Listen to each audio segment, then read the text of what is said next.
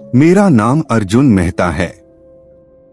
कुछ हफ्ते पहले तक मैं बस एक साधारण पुरातत्व ग्रेजुएट था जो कॉन्ट्रैक्ट जॉब्स और छोटे मोटे सर्वे करके गुजारा कर रहा था। ज्यादातर काम बस गड्ढे खोदने का होता है और बाद में कोई सीनियर उसका क्रेडिट ले जाता है। मैं भूतों पर विश्वास नहीं करता था, न श्रापों पर, न ही उन कहानियों पर जो लोग कुलधरा के बारे में बताते हैं। लेकिन एक चीज पर मैं यकीन करता हूं, मजबूरी। 2 महीने पहले मेरे पापा की मौत हो गई। अस्पताल के बिल इतने थे कि हम गिन भी नहीं पा रहे थे। बैंक के फोन, कर्ज, किराया सब एक साथ सिर पर आ गया। घर में हर दिन तनाव था। जब आर्कियोलॉजिकल सर्वे का कॉन्ट्रैक्ट ईमेल आया तो मैंने ज्यादा सवाल नहीं पूछे। सिर्फ 7 दिन का काम, दूर एक सर्वे साइट और पैसे उम्मीद से कहीं ज्यादा। बस एक चीज अजीब थी, लोकेशन, कुलधरा गांव, राजस्थान। वही जगह जिसके बारे में कहा जाता है कि पूरा गांव एक रात में गायब हो गया था। मैं लगभग मना करने वाला था। फिर मैंने ईमेल का अटैचमेंट खोला। मुझे लगा होगा कोई सामान्य सेफ्टी गाइड होगा, लेकिन वह कुछ और था। एक नियमों की सूची। अजीब नियम, ऐसे नियम जो किसी हॉरर कहानी में होने चाहिए। उस समय मुझे लगा कोई साइट सुपरवाइजर मजाक कर रहा होगा, नए लोगों को डराने के लिए। मैं गलत था। मुझे तब यह नहीं पता था कि वो नियम मुझे बचाने के लिए नहीं लिखे गए थे। वो नियम मुझे तैयार करने के लिए लिखे गए थे, क्योंकि कुलधरा में मेरे 7 दिन खत्म होते होते मैं पहले जैसा इंसान नहीं रहा था। और सबसे डरावनी बात, अब मुझे लगने लगा है कि यह नौकरी कभी किसी पुरातत्व असिस्टेंट के लिए थी ही नहीं। यह नौकरी किसी बदले जाने वाले इंसान के लिए थी। दिन 1, 12 अक्टूबर। मैंने यह नौकरी पैसे के लिए ली। सच कहूं तो मुझे पैसों की जरूरत थी। 2 महीने पहले पापा की मौत हुई। कर्ज, अस्पताल का बिल और घर की जिम्मेदारी अचानक मेरे सिर पर आ गई। जब ASI, archaeological survey of India की यह कॉन्ट्रैक्ट जॉब मिली तो मैंने बिना सोचे हाँ कर दिया। पोस्टिंग, कुलधरा गांव, राजस्थान। वही गांव जो एक रात में खाली हो गया था। लोग कहते हैं गांव वालों ने जाते वक्त श्राप दिया था। मुझे इन बातों पर विश्वास नहीं था। मैं पुरातत्व पढ़ा हुआ आदमी हूं। मेरे लिए हर भूतिया कहानी के पीछे कोई इतिहास होता है। लेकिन आज रात पहली बार मुझे लगा कि इतिहास कभी कभी जिंदा भी रहता है। शाम 6 बजे मैं कुलधरा पहुंचा। रेत के बीच खंडहर पड़े घर, टूटी दीवारें, सूखे कुएं और एक अजीब सन्नाटा, जैसे हवा भी यहां धीरे चलती हो। गेट पर एक आदमी खड़ा था, दाढ़ी, झुर्रियां, आंखें गहरी। उसने हाथ बढ़ाया। रघुवीर। मैंने हाथ मिलाया। अर्जुन, नया असिस्टेंट। उसने मुझे कुछ सेकंड तक देखा जैसे मुझे पढ़ रहा हो। फिर बोला, पहली रात है? हाँ। वह हल्का सा मुस्कुराया, लेकिन उसकी आंखें मुस्कुराई नहीं। तो कुछ नियम जान लो। नियम 1, रात 10 बजे के बाद किसी भी खाली घर के अंदर मत जाना। मैं हंस पड़ा। सरकारी नियम है या भूत वाला? रघुवीर ने कोई जवाब नहीं दिया, बस बोला, अगर दरवाजा खुद खुला मिले तब भी नहीं। नियम 2, अगर तुम्हें किसी के चलने की आवाज सुनाई दे लेकिन कोई दिखाई न दे तो पीछे मुड़कर मत देखना। मैंने फिर मजाक किया, और अगर कोई चोर हो? रघुवीर ने शांत आवाज में कहा, चोर पीछे से नहीं चलता। नियम 3, रात 12 बजे से 12:10 के बीच मंदिर वाली गली में मत जाना। मैंने पूछा, क्यों? उसने मेरी आंखों में देखते हुए कहा, क्योंकि उस समय कोई वहां से गुजरता है। मैं हंसा, और अगर मैं गया तो? रघुवीर ने जवाब दिया, तो वह जान जाएगा कि तुम यहां हो। उसके बाद उसने और कुछ नहीं कहा, बस मुझे मेरा कमरा दिखाया। पुराना चौकीदार क्वार्टर, छोटा कमरा, लोहे का पलंग, एक टेबल और दीवार पर टंगा एक नक्शा, कुलधरा का नक्शा। कुछ जगहों पर लाल गोले बने थे। मैंने पूछा, ये क्या है? रघुवीर बोला, जहां लोग आखिरी बार दिखे थे। मैं हंसा। टूरिस्ट? वह बोला, कर्मचारी। रात 10 बजे रेगिस्तान का तापमान अचानक गिर गया। हवा ठंडी हो गई। मैंने टॉर्च ली और बाहर निकल गया। मुझे नियमों से चिढ़ होती है, खासकर बेवकूफी वाले नियमों से। गांव की गलियों में रेत उड़ रही थी। टूटी दीवारें, अधूरे दरवाजे और हर घर खुला, जैसे लोग अभी अभी निकले हों। फिर मुझे एक घर दिखा। दरवाजा आधा खुला, हवा से हिल रहा था। टक टक टक। मैं मुस्कुराया। नियम 1, मैं अंदर चला गया। घर के अंदर ठंड थी, अजीब ठंड, जैसे कोई फ्रिज खुला हो। मेरी टॉर्च दीवार पर गई। पुरानी पेंटिंग, टूटा घड़ा और फर्श पर कुछ खरोंचें, गोल, जैसे किसी ने नाखून से मिट्टी खोदी हो।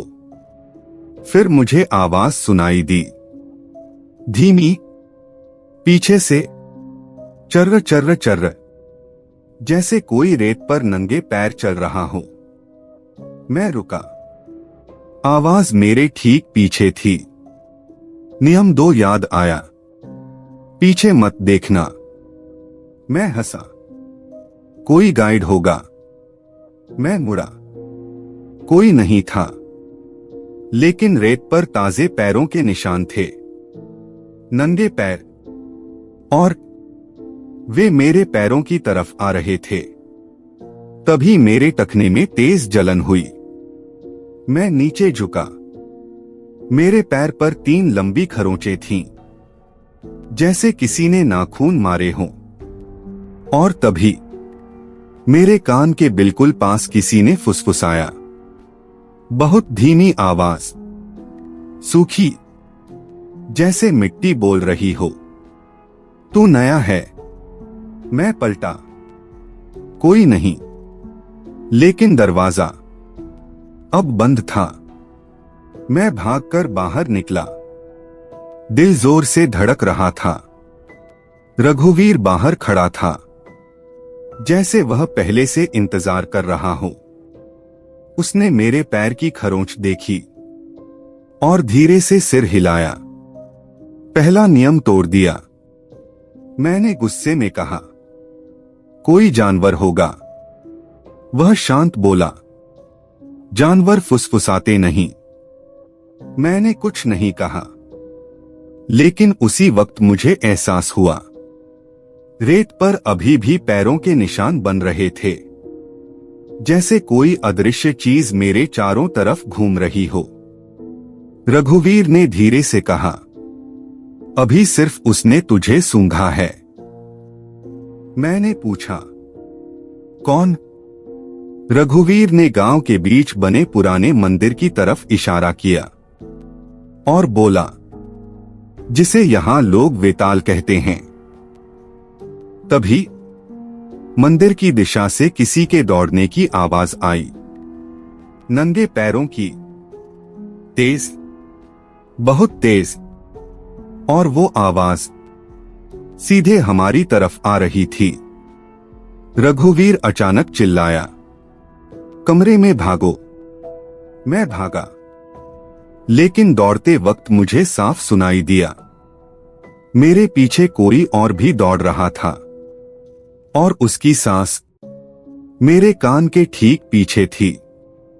जब मैं कमरे में पहुंचा, दरवाजा बंद किया तो बाहर से एक आवाज आई, ठक ठक ठक, जैसे कोई अपने सिर से दरवाजा मार रहा हो। और फिर एक फुसफुसाहट, दरवाजा खोल। मैंने टॉर्च की रोशनी दरवाजे के नीचे डाली और जो मैंने देखा उससे मेरा खून जम गया। दरवाजे के नीचे से रेत अंदर आ रही थी और उस रेत में एक सड़ा हुआ हाथ धीरे धीरे सरक रहा था। दरवाजा अचानक जोर से हिला और बाहर से आवाज आई, अर्जुन। मैं जम गया, क्योंकि मैंने अपना नाम रघुवीर को कभी बताया ही नहीं था। और बाहर वो चीज फिर बोली, धीरे भूखी आवाज में, मैं अंदर आ सकता हूं। दरवाजा फिर हिला और इस बार लकड़ी में अंदर की तरफ उंगलियां घुस गईं। मैंने टॉर्च उठाई और पहली बार मुझे लगा शायद कुलधरा की कहानी सच थी। और तभी दरवाजे के दूसरी तरफ से कुछ भारी गिरने की आवाज आई। फिर अचानक सन्नाटा। मैं धीरे से खिड़की की तरफ बढ़ा। बाहर देखा, रेत पर कुछ पड़ा था, लंबा, काला, हिल नहीं रहा था। टॉर्च की रोशनी पड़ते ही मैं जम गया। वह एक इंसान की लाश थी, सड़ी हुई, लेकिन उसके कपड़े वही थे जो रघुवीर पहनता है। और तभी मेरे कमरे के अंदर, मेरे पीछे, रेत पर नंगे पैरों की आवाज आई, चर्र चर्र चर्र। दिन 13 अक्टूबर। मैंने रात लगभग जागते हुए बिताई। कमरे में टॉर्च बंद करने की हिम्मत नहीं हुई। पीछे जो आवाज आई थी उसके बाद मैंने मुड़कर देखने की हिम्मत भी नहीं की। बस दीवार के सामने बैठा रहा। सुबह की रोशनी धीरे धीरे टूटी खिड़की से अंदर आई, रेगिस्तान की पीली धूप। और तब जाकर मुझे एहसास हुआ कि कमरे में अब कोई आवाज नहीं थी। सन्नाटा, भारी, जैसे पूरी रात कोई मेरे पीछे खड़ा रहा हो और सूरज निकलते ही गायब हो गया हो। मैंने धीरे से पीछे मुड़कर देखा। कुछ नहीं, सिर्फ रेत। लेकिन उस रेत में नंगे पैरों के निशान थे, सीधे मेरे पलंग तक और वापस दरवाजे तक, जैसे कोई पूरी रात मेरे आसपास घूमता रहा हो। मैं बाहर निकला। रेगिस्तान सुबह में शांत दिखता है, लेकिन आज सब कुछ अलग लग रहा था। हवा ठंडी थी और मंदिर वाली दिशा से कौवे उड़ रहे थे, बहुत सारे। गेट के पास रघुवीर खड़ा था, जिंदा, बिल्कुल ठीक। वही कपड़े, वही चेहरा, वही गहरी आंखें। मेरे दिमाग में रात की तस्वीर घूम गई। वो सड़ी हुई लाश, वो कपड़े। मैंने धीरे से पूछा, आप ठीक हैं? वह हंसा। क्यों? मैंने झूठ बोला, बस पूछ रहा था। उसने मेरी टांग देखी। खरोंच अब लाल हो चुकी थी, सूजी हुई, जैसे अंदर कुछ जल रहा हो। रघुवीर बोला, निशान बढ़ेंगे। मैंने चिढ़कर कहा, कोई जंगली जानवर था। वह शांत रहा, फिर बोला, अगर जानवर होता तो काटता। उसने मेरी टांग के पास झुककर खरोंच देखी और धीरे से बोला, यह नाखून है। उसने जेब से एक छोटी डायरी निकाली, मुझे दी। पिछले असिस्टेंट की। मैंने पूछा, कहाँ है वो? रघुवीर ने सीधे जवाब नहीं दिया, बस कहा, अगर तुम बचना चाहते हो तो पढ़ लो। डायरी के पहले पन्ने पर नाम लिखा था, विवेक शर्मा। नीचे एक तारीख, 7 महीने पहले। पहली एंट्री छोटी थी, अगर तुम यह पढ़ रहे हो तो नियमों को हल्के में मत लेना। मैंने पन्ना पलटा। अगले पेज पर एक नया नियम लिखा था, नियम 4, रात में अगर कोई तुम्हारा नाम लेकर बुलाए तो जवाब मत देना। मेरे पेट में अजीब सा ठंडा एहसास हुआ, क्योंकि रात में उसने मेरा नाम लिया था। मैंने रघुवीर से पूछा, आपने मेरा नाम बताया था? वह बोला, नहीं। तो उसे कैसे पता?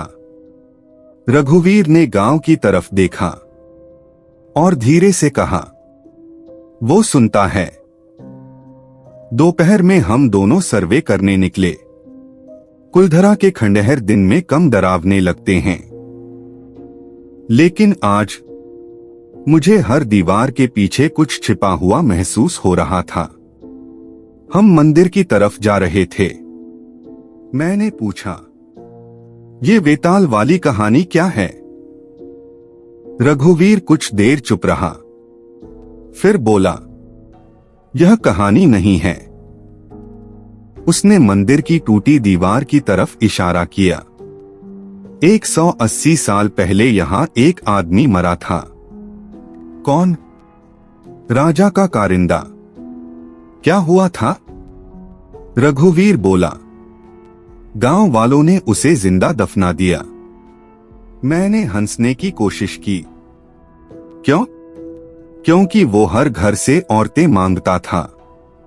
रेगिस्तान की हवा अचानक तेज हो गई, रेत उड़ने लगी। रघुवीर की आवाज धीमी हो गई। मरते वक्त उसने कसम खाई थी। क्या? कि वह वापस आएगा। मैंने व्यंग्य से कहा, और अब वह वेताल बन गया। रघुवीर ने मेरी आंखों में देखा और बोला, नहीं। तो वो कभी गया ही नहीं। शाम तक हम सर्वे करते रहे, लेकिन मेरे दिमाग में वही बात घूम रही थी। रात, नाम लेकर बुलाना, लाश, नंगे पैर। रात 9:40। मैं अपने कमरे में था। हवा ठंडी हो रही थी। रेगिस्तान में अंधेरा बहुत जल्दी उतरता है।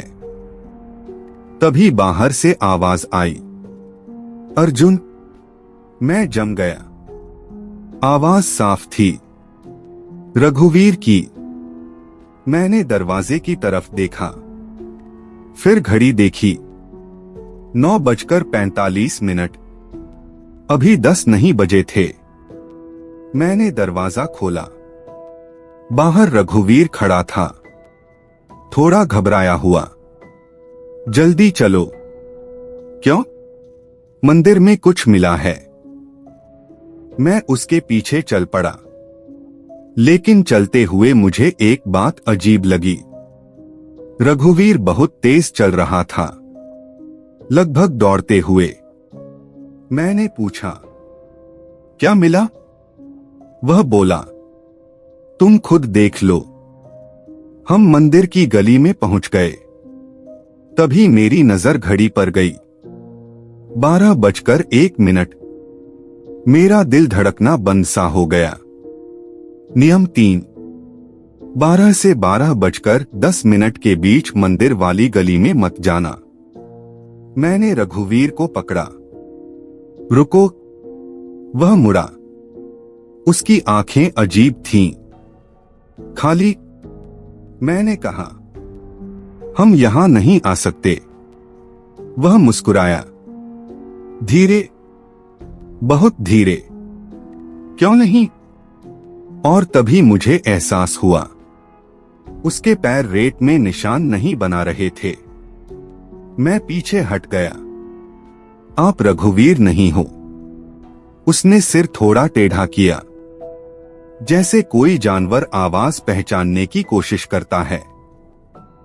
फिर उसकी आवाज बदल गई, सूखी, टूटी हुई। तू जल्दी सीख रहा है। उसका मुंह धीरे धीरे खुलने लगा, असामान्य तरीके से, बहुत ज्यादा, जैसे जबड़ा खुलकर कान तक पहुंच रहा हो। और अंदर दांत नहीं थे, सिर्फ काली मिट्टी। मैं भागा, पूरी ताकत से। पीछे से नंगे पैरों की आवाज आई, तेज, बहुत तेज। तभी मेरे कंधे पर कुछ लगा, तेज दर्द, जैसे किसी ने नाखून गड़ा दिए हों। मैं गिर पड़ा रेत में। मेरे कंधे से खून निकल रहा था। पीछे वह चीज खड़ी थी, रघुवीर के चेहरे में, लेकिन शरीर अजीब था, बहुत लंबा, हड्डियां खींची हुई। वह झुककर मेरे ऊपर आया। उसकी सांस मिट्टी जैसी थी। तू नियम तोड़ता है।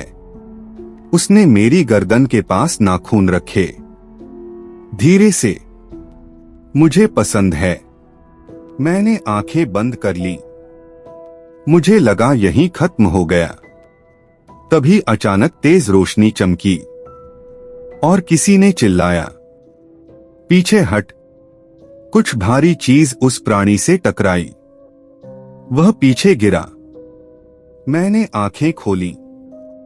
मेरे सामने असली रघुवीर खड़ा था, हाथ में पुरानी लोहे की फावड़ा।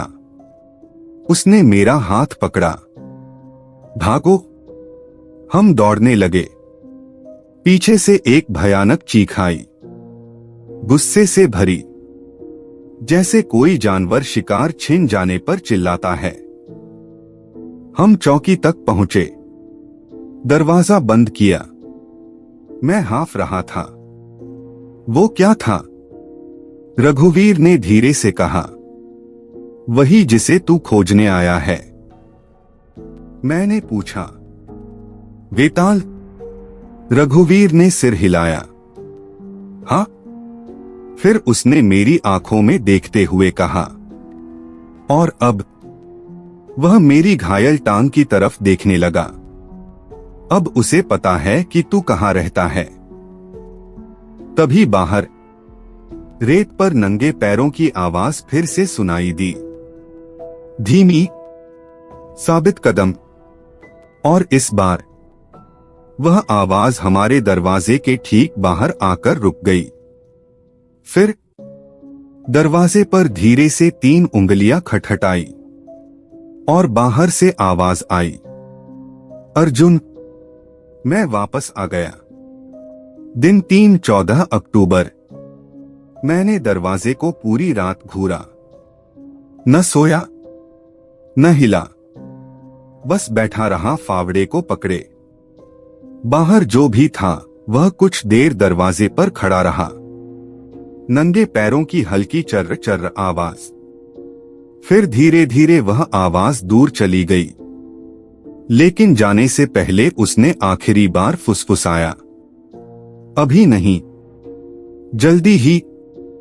सुबह हुई। रेगिस्तान की धूप खिड़की से अंदर आई, लेकिन कमरे में अजीब बदबू थी, गीली मिट्टी की, जैसे कोई कब्र खोदी गई हो। मैंने दरवाजा खोला। बाहर रेत पर गोल गोल निशान बने थे, जैसे कोई पूरी रात दरवाजे के चारों तरफ घूमता रहा हो।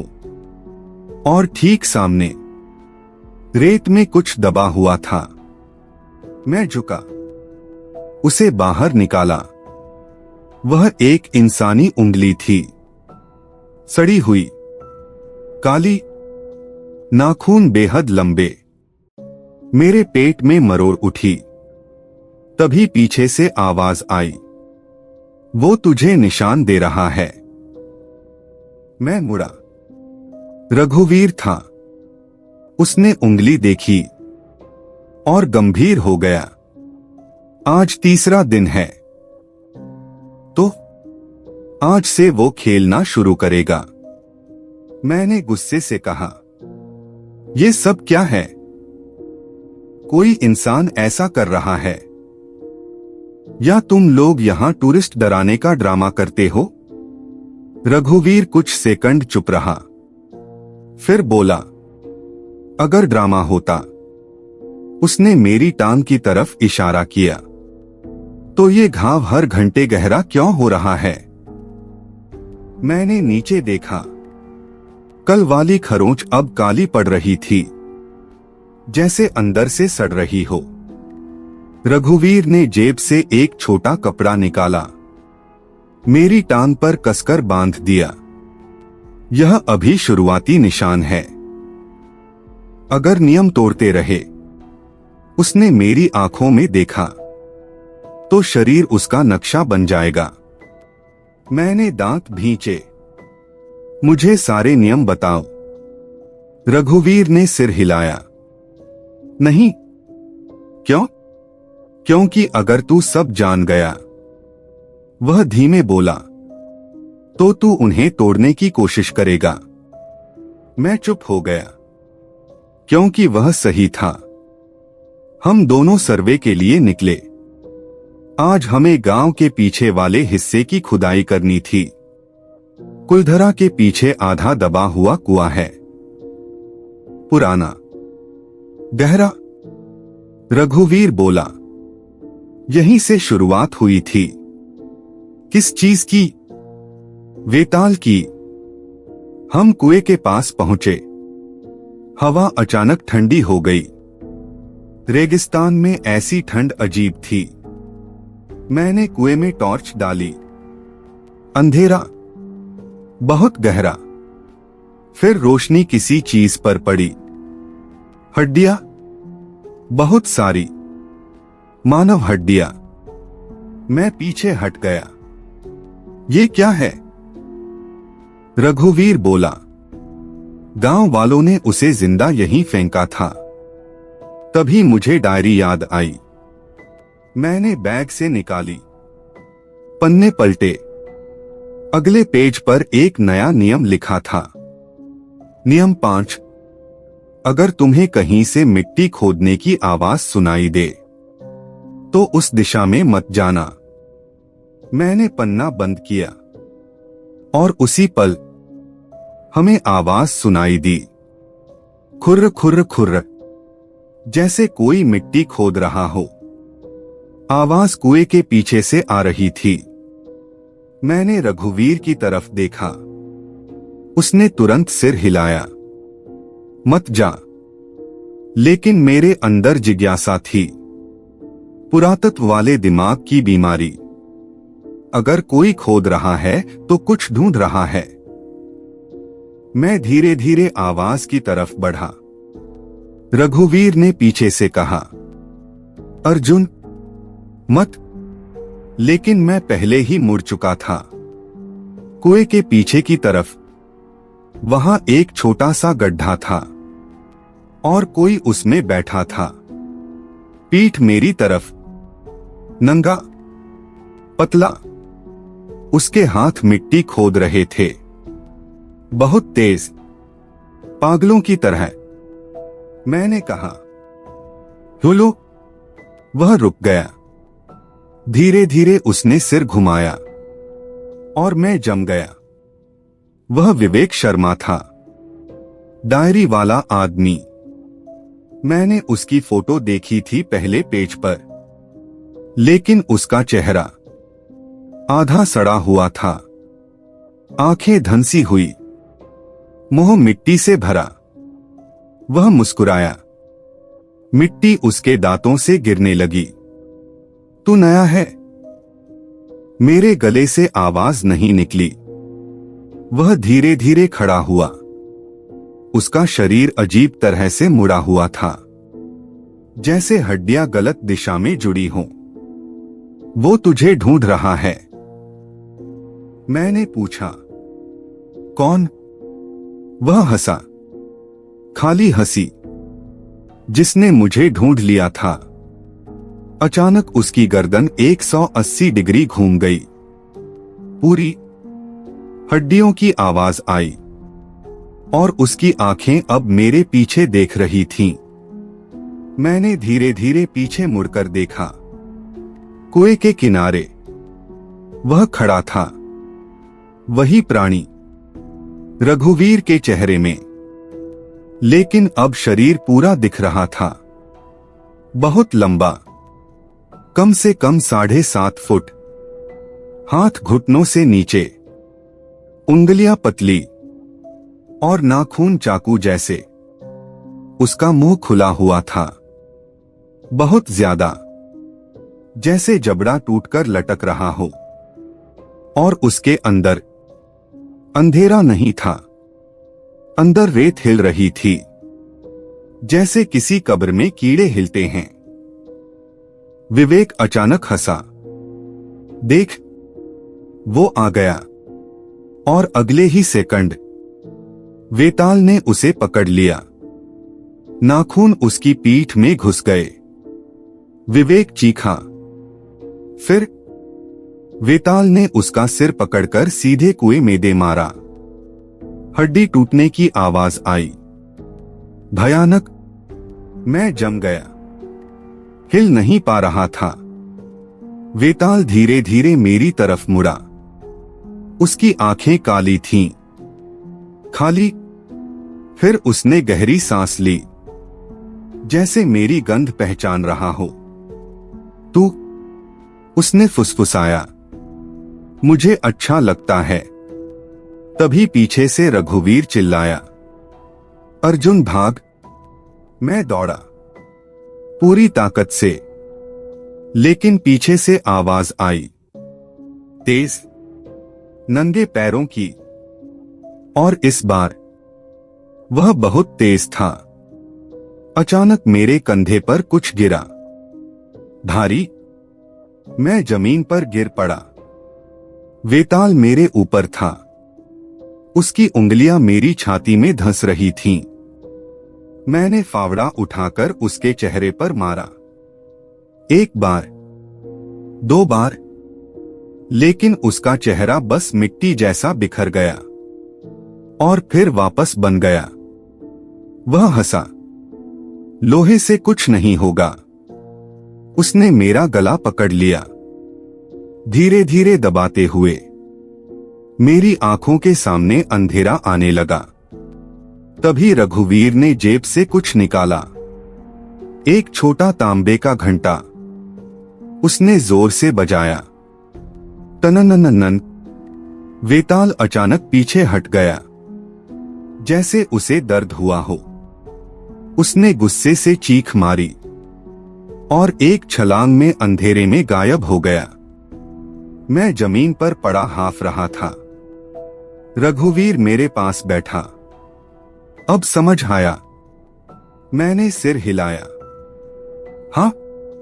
फिर मैंने पूछा, कितने नियम और हैं? रघुवीर कुछ सेकंड चुप रहा, फिर बोला, बहुत। उसने मेरी टांग फिर देखी। निशान और काला हो चुका था और समय बहुत कम है। तभी कुएं के अंदर से आवाज आई, ठक। हम दोनों जम गए। फिर दूसरी आवाज, ठक, जैसे कोई अंदर से कुएं की दीवार पर चढ़ रहा हो। रघुवीर ने धीरे से फुसफुसाया, वो फिर आ रहा है। और इस बार उसकी आवाज में डर था। दिन 15 अक्टूबर, रात 3 बजे तक हम कुएं से दूर नहीं हिले। कुएं के अंदर से जो आवाज आ रही थी वह रुक नहीं रही थी। ठक ठक ठक, जैसे कोई हड्डियों से पत्थर पीट रहा हो। मैं और रघुवीर रेत में बैठे थे। हम दोनों टॉर्च कुएं पर टिकाए हुए, लेकिन अंदर सिर्फ अंधेरा था, गहरा, गंदा, और किसी चीज की बदबू ऊपर आ रही थी, सड़ी हुई। मैंने धीरे से पूछा, वो ऊपर आएगा? रघुवीर ने जवाब नहीं दिया, बस घड़ी देखी, 3:07। फिर बोला, अगर उसने चाहा तो। कुएं के अंदर फिर आवाज आई, इस बार अलग, चर्र चर्र, जैसे नाखून पत्थर पर घिस रहे हों। मेरे हाथ कांप गए। मैंने फावड़ा और कसकर पकड़ लिया। रघुवीर ने अचानक कहा, आज से 2 और नियम याद रख। उसकी आवाज भारी थी, थकी हुई। नियम 6, अगर किसी भी लाश को सीधा खड़ा देखो तो उसे छूना मत। मैंने तुरंत पूछा, क्यों? रघुवीर बोला, क्योंकि वह खुद नहीं खड़ी होती। मेरे गले में सूखापन आ गया। तो कौन खड़ा करता है? रघुवीर ने कुएं की तरफ देखा और बोला, वही। कुएं के अंदर अचानक कुछ हिला, तेज। हम दोनों उठकर पीछे हट गए। टॉर्च की रोशनी सीधे कुएं में गई और फिर कुछ ऊपर आया, धीरे, बहुत धीरे। पहले एक हाथ, फिर दूसरा, और फिर विवेक का शरीर। लेकिन वह जिंदा नहीं था। उसकी गर्दन एक अजीब कोण पर मुड़ी हुई थी, आंखें खुली, मुंह आधा फटा। फिर भी वह सीधा खड़ा था, कुएं के किनारे। मेरे दिमाग में नियम 6 गूंजा, लाश को मत छूना। विवेक का शरीर धीरे धीरे हमारी तरफ मुड़ा। उसकी आंखें सीधे मेरी आंखों में आ गईं। फिर उसके मुंह से आवाज निकली, टूटी हुई, सूखी, अर्जुन। मेरे शरीर में ठंड दौड़ गई। मैं पीछे हटने लगा, लेकिन तभी विवेक का शरीर अचानक गिर पड़ा, रेत में, जैसे किसी ने पकड़ छोड़ दी हो। और उसी सेकंड कुएं के अंदर से कुछ बहुत तेज बाहर निकला। वह वेताल था। इस बार वह पहले से भी बड़ा लग रहा था। उसकी रीढ़ बाहर निकली हुई, त्वचा जगह जगह से फटी, और उसके पेट के अंदर रेत हिल रही थी, जैसे कोई जिंदा चीज अंदर रेंग रही हो। वह सीधे विवेक के शव पर झुका और उसके सीने को फाड़ दिया। खून रेत में फैल गया, काला, गाढ़ा। फिर उसने विवेक की पसलियों में हाथ डाला और कुछ निकालने लगा। मेरी टॉर्च कांप रही थी, लेकिन मैंने साफ देखा, वह दिल निकाल रहा था। वेताल ने दिल को सूंघा और फिर धीरे धीरे उसे अपने मुंह में डाल लिया। हड्डियों के टूटने की आवाज आई। मैं उल्टी करने लगा। रघुवीर ने मेरा कंधा पकड़ा। देख। मैंने सिर उठाया। वेताल अब हमें देख रहा था। उसकी आंखें चमक रही थीं। फिर उसने मुस्कुराया और अपने नाखून से रेत पर कुछ लिखा। मैंने टॉर्च नीचे की। रेत में लिखा था 4। मेरा दिल रुक गया। रघुवीर ने फुसफुसाया, 4था दिन। वेताल धीरे धीरे हमारी तरफ बढ़ने लगा। उसके पैर रेत में गहरे निशान बना रहे थे। मैंने पूछा, अब क्या करें? रघुवीर बोला, अब तू सीखेगा। उसने बैग से एक छोटा लोहे का डिब्बा निकाला, खोला। अंदर सफेद राख थी, श्मशान की राख। उसने मेरे हाथ में थोड़ी रखी। जब वो बहुत पास आए तो जमीन पर फेंक देना। वेताल अब सिर्फ 20 कदम दूर था। उसका शरीर झुका हुआ, जैसे शिकार पर झपटने वाला जानवर। अचानक उसने दौड़ना शुरू कर दिया। मैंने राख जमीन पर फेंकी। राख रेत में फैली और उसी सेकंड वेताल जैसे दीवार से टकरा गया। वह पीछे उछला, गुस्से से चीखा। उसकी चीख इतनी तेज थी कि मेरे कान बजने लगे। वह हमें घूर रहा था, जैसे समझ गया हो कि हम खेल सीख रहे हैं। फिर अचानक वह मुस्कुराया और अगली ही सेकंड वह गायब हो गया। पूरा सन्नाटा। मैंने घबराकर चारों तरफ देखा। कहां गया? रघुवीर का चेहरा सफेद पड़ गया। उसने धीरे से कहा, यही सबसे खतरनाक हिस्सा है। क्या? उसने मेरी पीठ के पीछे देखा और फुसफुसाया, अब वह तुझे नहीं दिखेगा। मेरी रीढ़ में बर्फ उतर गई। तभी मेरे कान के पास बहुत हल्की सांस महसूस हुई, गर्म, सड़ी हुई, और किसी ने फुसफुसाया, मैं यही हूं। मेरे गाल पर अचानक 3 नए नाखून के निशान बन गए। खून गर्म महसूस हुआ। मैं मुड़ा, लेकिन वहां कुछ नहीं था, सिर्फ रेत। और रेत में धीरे धीरे एक नया नंबर लिखा जा रहा था, 5। रघुवीर ने उसे देखा और पहली बार उसकी आवाज टूट गई। अब वह तुझे गिन रहा है।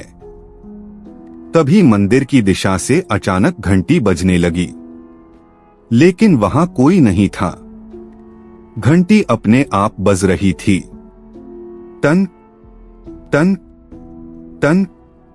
रघुवीर का चेहरा पीला पड़ गया। यह बुरा है, मैंने पूछा। क्यों? उसने धीमे कहा, क्योंकि यह घंटी सिर्फ तब बजती है। वह रुक गया। मैं चिल्लाया, कब? उसने मेरी आंखों में देखा और बोला, जब कोई नया मरने वाला चुना जाता है। और उसी पल मेरी जेब में रखी डायरी अपने आप खुल गई। पन्ना पलटा और उस पर लाल मिट्टी से एक वाक्य लिखा था, नियम 7, जब घंटी बजे छिप जाओ। लेकिन तब तक मंदिर की दिशा से दौड़ते हुए कदमों की आवाज आने लगी थी, बहुत सारे, जैसे कई नंगे पैर एक साथ दौड़ रहे हों। दिन 5, 16 अक्टूबर। घंटी अभी भी बज रही थी, टन टन टन। हर आवाज के साथ मेरे सीने में धड़कन और तेज हो रही थी। और फिर हमें वह आवाज सुनाई दी, रेत पर बहुत सारे नंगे पैरों की दौड़, चर्र चर्र चर्र। लेकिन यह एक जोड़ी पैर नहीं थे, कई थे, बहुत सारे, जैसे पूरा गांव अचानक जाग गया हो।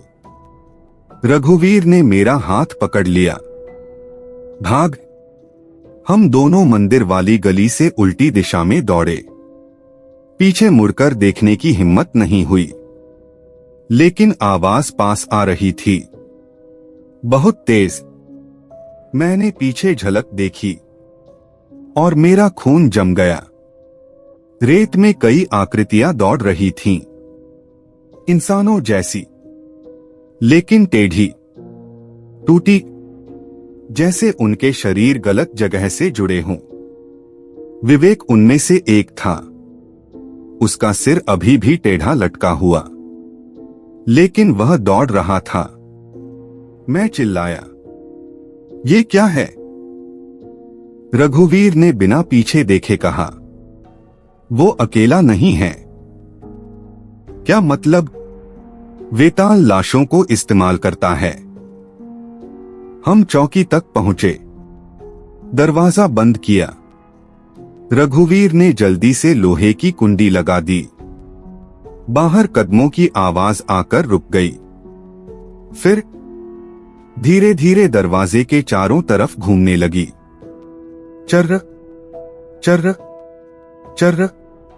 किसी ने दरवाजे पर उंगलियां रगड़ी। लकड़ी में खरोंच पड़ने लगी। फिर एक आवाज आई, विवेक की। अर्जुन। मेरे हाथ कांप गए। फिर दूसरी आवाज, किसी और की, औरत जैसी। दरवाजा खोलो। फिर तीसरी आवाज, बच्चे की। हम अंदर आना चाहते हैं। मेरे पेट में ठंड उतर गई। रघुवीर ने फुसफुसाया, यहां एक और नियम है। नियम 7। जब मंदिर की घंटी बजे, किसी भी आवाज को जवाब मत देना। बाहर आवाजें तेज होने लगीं। अब दरवाजा हिल रहा था। धड़ाम। लकड़ी चरमराने लगी। मैंने पूछा, यह कितनी देर चलेगा? रघुवीर बोला, जब तक वे ऊब नहीं जाते। तभी अचानक सब शांत हो गया। पूरा सन्नाटा। मैंने राहत की सांस ली। लेकिन उसी पल खिड़की के बाहर एक चेहरा दिखाई दिया। वेताल। वह खिड़की से अंदर झांक रहा था। उसका चेहरा अब पहले से भी ज्यादा खराब था। त्वचा झड़ रही थी। नीचे काली मिट्टी।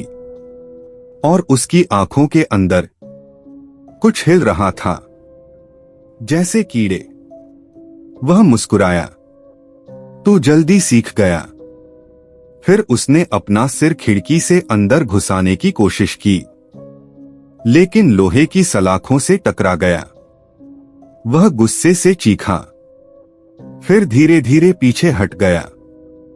मैंने सोचा वह चला गया, लेकिन फिर उसने जमीन पर कुछ लिखा। मैंने टॉर्च डाली। 6। रघुवीर ने देखा और धीरे से कहा, छठा दिन करीब है। मैंने गुस्से में पूछा, यह गिनती क्यों कर रहा है? रघुवीर चुप रहा। मैंने जोर से कहा, क्यों? वह आखिर बोला, क्योंकि। वह रुक गया, जैसे शब्द चुन रहा हो। क्योंकि 7वें दिन वह तुझे पूरा ले सकता है। मेरी रीढ़ में ठंड दौड़ गई। मैंने पूछा, पूरा मतलब? रघुवीर ने मेरी टांग की तरफ देखा। काली खरोंच अब फैल चुकी थी, जैसे नसों में कुछ फैल रहा हो। जब उसके निशान 7 हो जाए, वह धीमे बोला, तो शरीर उसका हो जाता है। मैंने गुस्से से कहा, तो हम उसे मार देते हैं। रघुवीर की आंखों में अजीब चमक आई। इसीलिए तू यहां है। मैं रुक गया। क्या? वह धीरे से बोला, तू पुरातत्व वाला है। तो? क्योंकि तू जमीन खोद सकता है। मैंने समझने की कोशिश की। क्या खोदना है? रघुवीर ने मंदिर की दिशा में देखा। उसकी कब्र। मैंने हंसने की कोशिश की। तुमने पहले क्यों नहीं बताया? रघुवीर बोला, क्योंकि अगर वह सुन लेता। वह झुककर फुसफुसाया, तो वह हमें पहले मार देता। मैंने पूछा, कब्र कहाँ है? रघुवीर ने जवाब दिया, मंदिर के नीचे। मेरे दिमाग में एक बात चमकी, लेकिन मंदिर के पास तो जाना मना है। रघुवीर मुस्कुराया, धीरे। हाँ? तो? वह बोला, कुछ नियम तोड़ने पड़ते हैं। हम दोनों मंदिर की तरफ चल पड़े। रात गहरी हो रही थी। रेत ठंडी, हवा भारी। मंदिर सामने दिख रहा था, टूटा हुआ, लेकिन उसके नीचे जमीन थोड़ी धंसी हुई। रघुवीर ने फावड़ा मुझे दिया। यहीं मैंने खोदना शुरू किया। रेत जल्दी हट रही थी।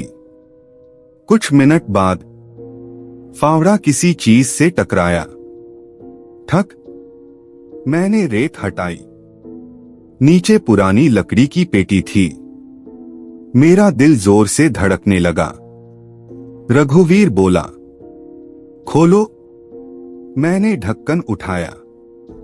अंदर एक कंकाल था, लेकिन उसकी खोपड़ी में लंबी लोहे की कील ठोकी हुई थी और उसके मुंह में रेत भरी हुई थी। मैंने कहा, यह वही आदमी है? रघुवीर बोला, हाँ। मैंने पूछा, तो वह बाहर कैसे है? रघुवीर चुप रहा। फिर उसने धीरे से कहा, क्योंकि उसने मेरी आंखों में देखा। यह उसकी असली कब्र नहीं है। मेरे पेट में ठंड उतर गई। तो असली कहां है? रघुवीर मुस्कुराया, धीरे, बहुत धीरे, और बोला, जहां से तू पहली रात अंदर गया था। मेरा दिमाग घूम गया। वही घर। तभी पीछे से आवाज आई, चर्र। मैंने मुड़कर देखा। मंदिर की सीढ़ियों पर वेताल खड़ा था, और इस बार वह अकेला नहीं था। उसके पीछे कम से कम 10 लाशें खड़ी थीं, और वे सब मुझे देख रही थीं। वेताल ने सिर टेढ़ा किया और मुस्कुराया, तुम खुद मेरी कब्र खोदने आए हो। फिर उसने रघुवीर की तरफ देखा और धीरे से बोला, धन्यवाद। रघुवीर मुस्कुराया और मेरी रीढ़ में बर्फ उतर गई, क्योंकि वह मुस्कान ठीक वैसी ही थी जैसी वेताल मुस्कुराता है। और तभी मुझे पहली बार लगा, शायद मैं यहां शिकार करने नहीं, शिकार बनने आया था। दिन 6-17 अक्टूबर। मुझे समझने में कुछ सेकंड लगे, लेकिन जब समझ आया तो लगा जैसे किसी ने मेरे पेट में बर्फ भर दी हो। रघुवीर मुस्कुरा रहा था। वही मुस्कान, धीमी, खींची हुई, ठीक वैसी जैसी वेताल की थी। मंदिर की सीढ़ियों पर खड़ा असली वेताल भी मुस्कुरा रहा था। दोनों एक जैसे लग रहे थे। मेरे मुंह से सिर्फ एक शब्द निकला, रघुवीर। उसने मेरी तरफ देखा। उसकी आंखें अब पहले जैसी नहीं थीं, गहरी नहीं, खाली। फिर उसने धीरे से कहा, तू बहुत अच्छा खोदता है अर्जुन। मेरे हाथ से फावड़ा गिर गया। तुम? वह हंसा, लेकिन आवाज अजीब थी, सूखी, मिट्टी जैसी। 4 दिन से मैं तुझे यहां घुमा रहा हूं। मेरे दिमाग में सब घूम गया। पहली रात, नियम, कुएं वाली जगह, सब। तूने खुद रास्ता खोदा। वह बोला, मेरे लिए। मैं पीछे हटने लगा। मंदिर की सीढ़ियों पर खड़ा वेताल धीरे धीरे नीचे उतर रहा था। उसके पीछे लाशें, टूटी हुई, मुड़ी हुई। मैंने कांपते हुए पूछा, तो तुम कौन हो? रघुवीर ने सिर टेढ़ा किया, और अचानक उसकी गर्दन से चटाक की आवाज आई। गर्दन थोड़ा और मुड़ गई। असामान्य। वह बोला, वही हूं जिसे तू ढूंढ रहा है। मेरे अंदर कुछ टूट गया। वेताल? वह मुस्कुराया। सही जवाब। मेरे सामने दो वेताल खड़े थे, एक असली, एक इंसान के रूप में। मैंने हकलाते हुए पूछा, तो वो कौन है? मैंने सीढ़ियों वाले वेताल की तरफ इशारा किया। रघुवीर ने पीछे देखा और हंस पड़ा। वो? उसने हाथ हिलाया, जैसे किसी कुत्ते को बुला रहा हो। सीढ़ियों वाला वेताल तुरंत रुक गया। वो सिर्फ शरीर है। मेरे दिमाग में बिजली गिरी। तुम उसमें रहते हो? रघुवीर ने सिर हिलाया। लाशें बहुत काम की चीज होती हैं। उसने अपनी छाती पर हाथ रखा। लेकिन असली भूख यहां रहती है। फिर उसने मेरी टांग की तरफ देखा, जहां काला निशान अब घुटने तक फैल चुका था। तो अच्छा मेजबान बनेगा। मैं पीछे हटता गया। मुझे डायरी याद आई। मैंने बैग से निकाली। पन्ने तेजी से पलटे। अचानक आखिरी पन्ना खुल गया। उस पर लिखा था, नियम 8, अगर नियम देने वाला कभी मुस्कुराए तो समझ जाओ वह इंसान नहीं है। मेरे हाथ कांपने लगे। मैंने धीरे से पूछा, तो सारे नियम झूठ थे? रघुवीर ने सिर हिलाया। नहीं। तो? वह मुस्कुराया। बस अधूरे। मंदिर के सामने की हवा अचानक भारी हो गई। रेत घूमने लगी। रघुवीर ने कदम आगे बढ़ाया। हर नियम तोड़ने पर तू थोड़ा मेरा हो गया। उसने मेरी टांग की तरफ इशारा किया। निशान देख। मैंने नीचे देखा। काली नसें अब जांघ तक पहुंच चुकी थीं। मेरे पेट में ठंड उतर गई। तू सोच रहा था तू बच रहा है, वह बोला, लेकिन तू बदल रहा था। मेरे कानों में गूंज हुई। किसमें? रघुवीर की आंखें चमकीं। अगले वेताल में। मेरी सांस रुक गई। मंदिर की सीढ़ियों वाला शरीर धीरे धीरे मेरी तरफ बढ़ रहा था। उसका मुंह खुला हुआ। असामान्य, रघुवीर बोला। हर 7 दिन में एक नया शरीर चाहिए। मेरे दिमाग में पहली रात की बात गूंज गई। अब वह तुझे गिन रहा है। मैंने कांपते हुए पूछा, और अगर मैं मर गया? रघुवीर ने कंधे उचकाए। तो कोई और आ जाएगा। वह झुककर फुसफुसाया, लेकिन तू खास है। क्यों? क्योंकि तू खुद कब्र खोदता है। मेरे पीछे लाशें खड़ी थीं। आगे वेताल, साइड में रघुवीर। मैं फंस चुका था। तभी मेरे दिमाग में एक बात चमकी। एक नियम बाकी है। रघुवीर रुक गया। कौन सा? मैंने डायरी उठाई। आखिरी पन्ना। उस पर नीचे मिट्टी से कुछ लिखा हुआ था, धीरे धीरे उभरता हुआ। नियम 9, अगर वेताल अपने असली शरीर से अलग दिखे तो उसके दोनों शरीरों को एक साथ नष्ट करो। रघुवीर कुछ सेकंड चुप रहा, फिर हंस पड़ा। बहुत देर से पढ़ा। मैंने फावड़ा उठाया। शायद नहीं। मैंने पूरी ताकत से फावड़ा मंदिर की सीढ़ियों वाले वेताल के सिर में दे मारा। चटाक, खोपड़ी फट गई। काली रेत बाहर गिरी। वह शरीर जमीन पर गिर पड़ा। उसी सेकंड रघुवीर चीखा। उसका चेहरा फटने लगा। त्वचा झड़ने लगी। अंदर से काली मिट्टी निकल रही थी। वह गुस्से से चिल्लाया, तू समझ गया? मैं पीछे हट गया, लेकिन उसी वक्त मंदिर की जमीन फट गई। रेत नीचे धंसने लगी। रघुवीर हंस रहा था, पागलों की तरह। अब देर हो चुकी है।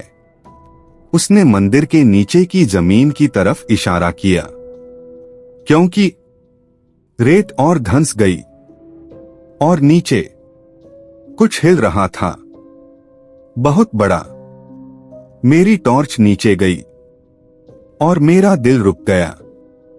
मंदिर के नीचे सैकड़ों लाशें दबी हुई थीं और उनकी आंखें धीरे धीरे खुल रही थीं। रघुवीर फुसफुसाया, यह मेरी असली कब्र है। फिर उसने मेरी तरफ देखा और मुस्कुराया, और तू अब इसका हिस्सा बनने वाला है। तभी जमीन के नीचे से सैकड़ों हाथ ऊपर आने लगे और उनमें से एक सीधे मेरी टांग पकड़कर खींचने लगा। दिन 18 अक्टूबर। मेरी टांग अचानक नीचे खिंच गई। रेत ऐसे टूटी जैसे नीचे कोई दलदल हो, और दर्जनों सड़े हुए हाथ मेरी टांग पकड़कर मुझे मंदिर के नीचे घसीटने लगे।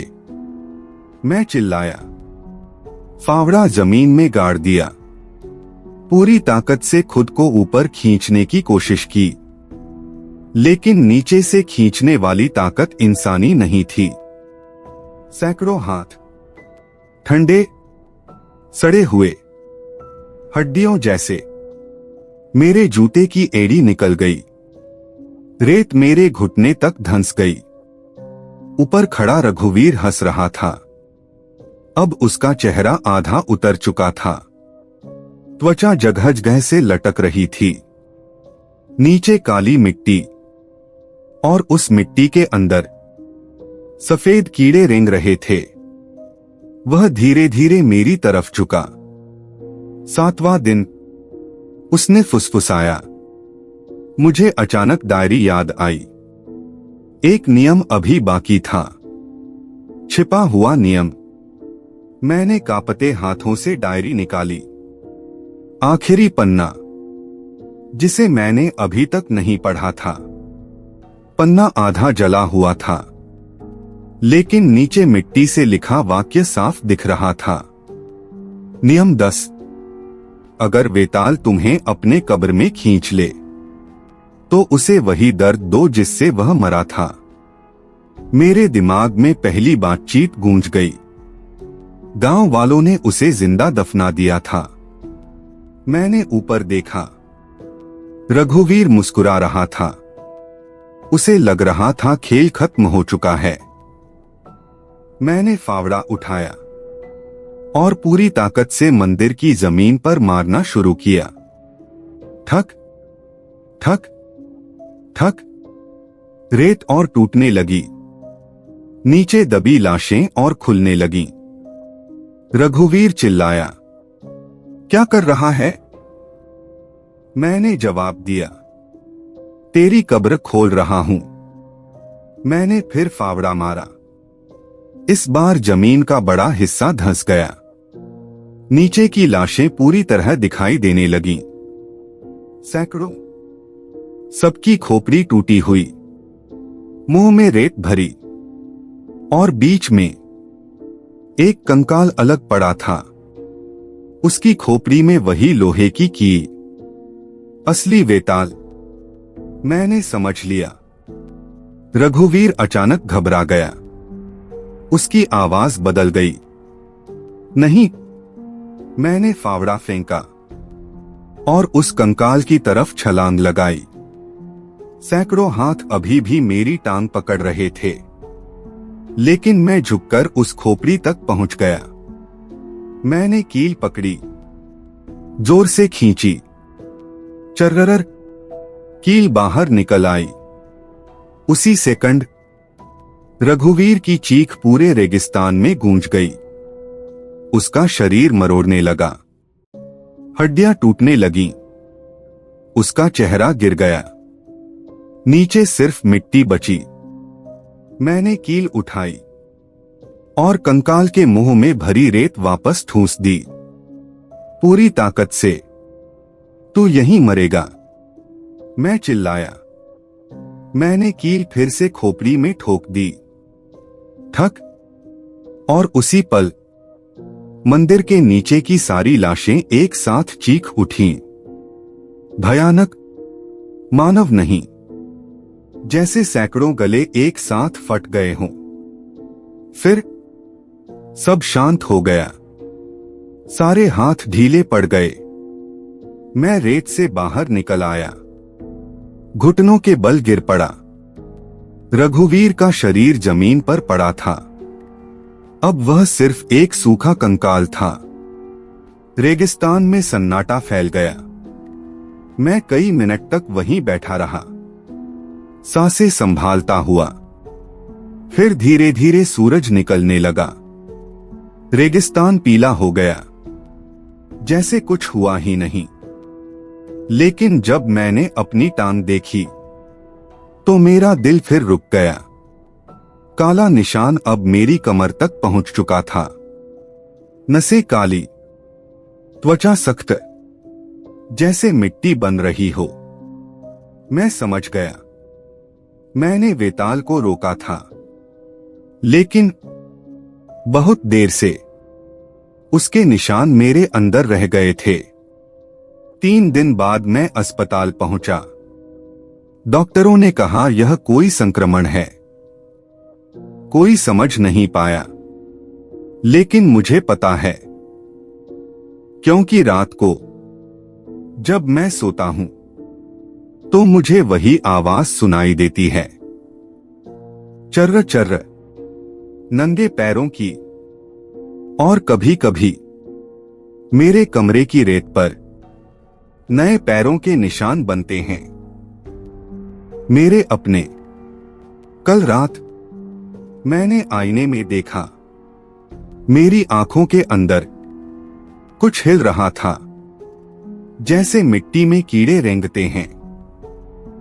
और जब मैंने मुंह खोला तो मेरे दांतों से रेत गिरने लगी।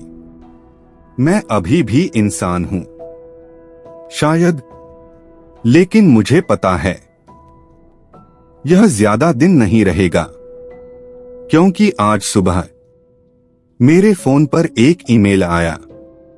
आर्कियोलॉजिकल सर्वे ऑफ इंडिया, नया भर्ती पत्र। कुलधरा साइट के लिए नया पुरातत्व सर्वेक्षण असिस्टेंट नियुक्त किया गया है। ज्वाइनिंग डेट आज रात। मैंने स्क्रीन को कुछ सेकंड देखा, फिर धीरे धीरे मुस्कुरा दिया, क्योंकि अब मुझे समझ में आ गया है रघुवीर क्यों मुस्कुराता था। और अब मुझे भी पता है नियम कैसे काम करते हैं।